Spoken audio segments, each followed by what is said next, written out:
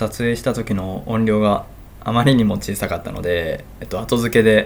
説明をしていきます。サビ取りの作業になるんですが、この2種類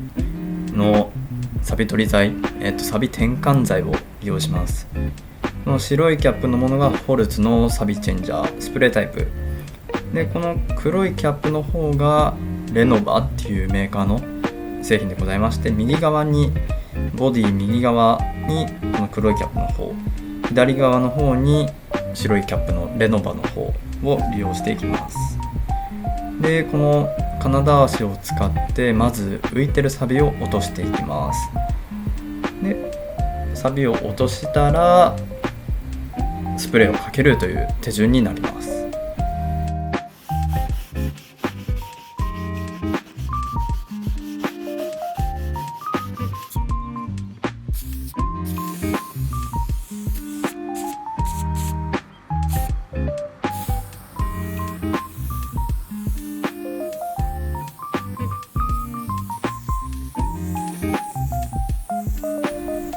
ここで注目していただきたいのがスプレーからの出方なんですけれども、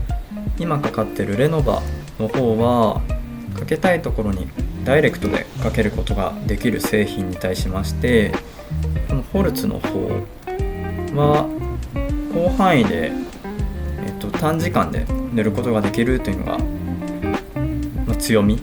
なのかなっていうのも感じました。場面ごとに使い分けるのが良さそうだなと思いました。塗り終わって20分後はこんな感じになってます。はい、右が、黒いキャップの方で、左が白いホルツのサビチェンジャーの方になります。パッと見変わらないですね。これがどれぐらい持続するか、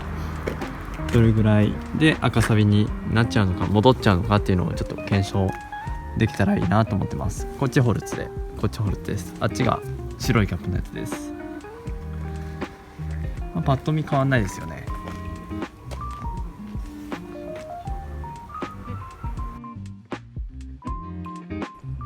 前回のサビ取りからだいたい5ヶ月6ヶ月、半年は経ったんですけど、錆びましたねまた錆びちゃいました。で、確かこっちがホルツでレノバだった気がするんですよ。間違ってたらすいません。こっちが錆びやすい、こっちが錆びにくいっていうのはなかったんで、結局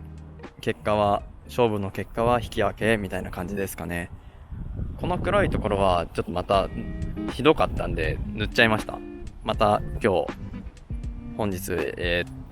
月25日かななんですけれど、もう一回塗り直したいと思います。結局ルーフ、ここの部分なんですけど、ここもやっぱ錆びちゃったんで、安定のホルツのサビチェンジャー、液体の一番最初に塗ってたやつをここに塗りました。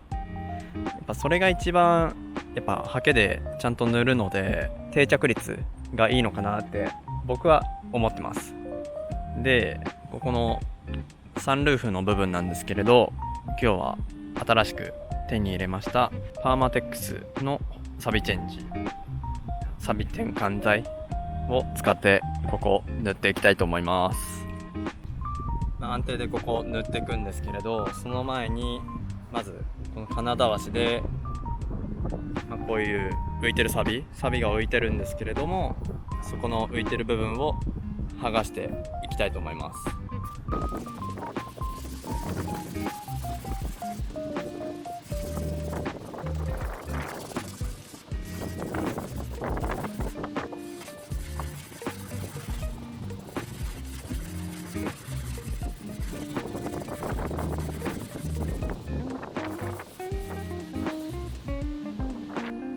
液体はすごいなんか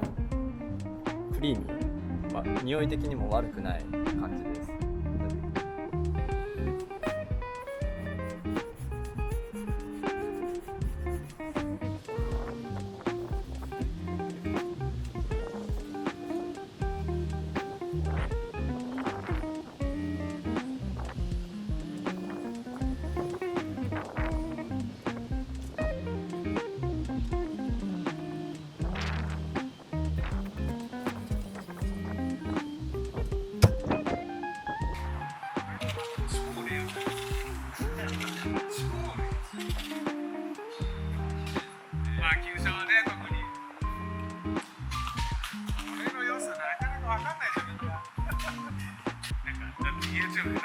ってた。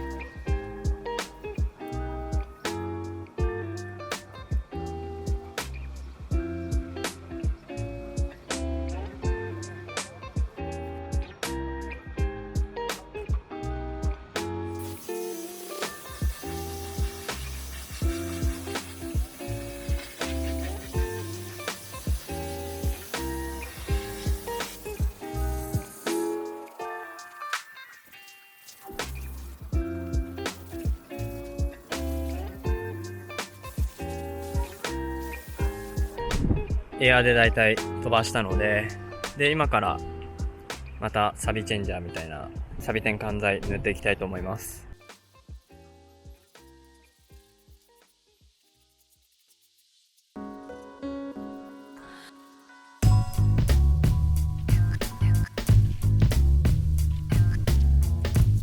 はい、一応塗り終わりました。こんな感じですね、近くで見ると。塗り方雑ですけど、そこは気にしてないんで、僕はこの状態になっちゃったらね、ここまでボロボロだったらサビ防げれば大丈夫なんで、こんな感じです。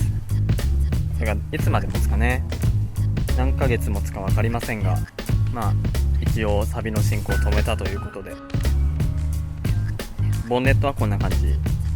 で、サンルーフはこんな感じですね。まだちょっと赤いですけど、1日経てばどうせこんな感じの黒になると思うので、これは待つしかないですね。今日はこんな感じで動画を締めたいと思います。よいしょ。ありがとうございました。とうとう今日は登録です。一応言ってるけどね。